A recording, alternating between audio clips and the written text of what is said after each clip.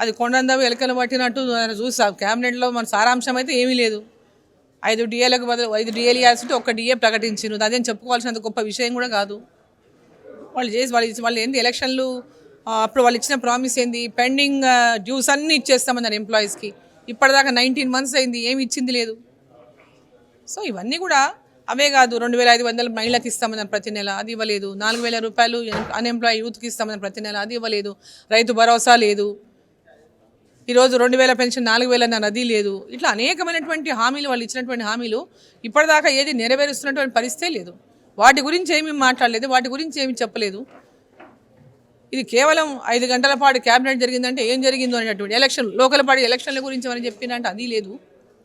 So ఏది జరిగింది లేదు, ఏం జరిగింది అనేది లోపల క్యాబినెట్ సమావేశం ప్రజల గురించి చర్చ చేసిండ్రా, తెలంగాణ అభివృద్ధి గురించి చర్చ చేసిండ్రా, లేకుంటే లోకల్ ఉన్న వాళ్ళందరూ వాళ్ళ అభివృద్ధి గురించి ఏమైనా చర్చ చేసుకుంటారా తెలియదు. అంటే మేడం, ఇందిరమ్మ ఇళ్ళకు సంబంధించి కూడా మహిళలు చాలా వాటికి ఆగ్రహం వ్యక్తం చేస్తున్నారు. దీన్ని ఎట్లా చూస్తారు? ఆ ఇందిరమ్మ ఇళ్లలో ఇప్పటిదాకా ఎక్కడ కూడా ఇల్లు ప్రారంభం కాలేదు. దాంట్లో చాలా పెట్టినటువంటి కండిషన్లలో చాలా వరకు ఇబ్బందికరంగానే ఉన్నాయి. ఇంతకుముందు బునాదులు వేసుకున్న వాళ్ళకి ఫస్ట్ ప్రయారిటీ కింద ఇల్లు ఇచ్చేటటువంటి వాళ్ళు ఇప్పుడు బునాదులు వేసుకున్న వాళ్ళకి ఇల్లు ఇవ్వము అంటున్నారు. వాళ్ళు వేసినటువంటి మార్కింగ్ ప్రకారం కడితేనే ఇల్లు అంటున్నారు. సో చాలా సమస్యలు ఉన్నాయి ఇందిరమ్మ ఇళ్ళ దాంట్లో విషయంలో.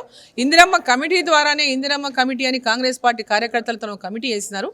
ఆ కమిటీ వాళ్ళు సెలెక్షన్ చేసిన వాళ్ళకి ఇండ్లు ఇస్తామంటున్నారు.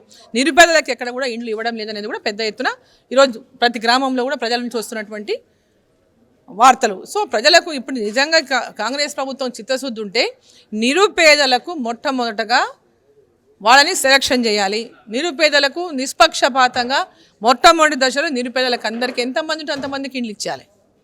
ఎంతమంది నిరుపేదలు ఉంటే అంతమందికి ఫస్ట్ ఫేజ్లో ఇచ్చేయాలి. ఆ తర్వాత ఒక ఇంట్లో 2 కుటుంబాలు ఉండొచ్చు, ఇంట్లో 3 కుటుంబాలు, అటువంటి వాళ్ళకు కూడా ఒకటే ఇంట్లో 2-3 కుటుంబాలు ఉన్నాయి, వాళ్ళకు కూడా ఇండ్లు ఇవ్వాలి. ఫస్ట్ ఏది లేని వాళ్ళకు ముందు ఇవ్వండి అంటున్నాం.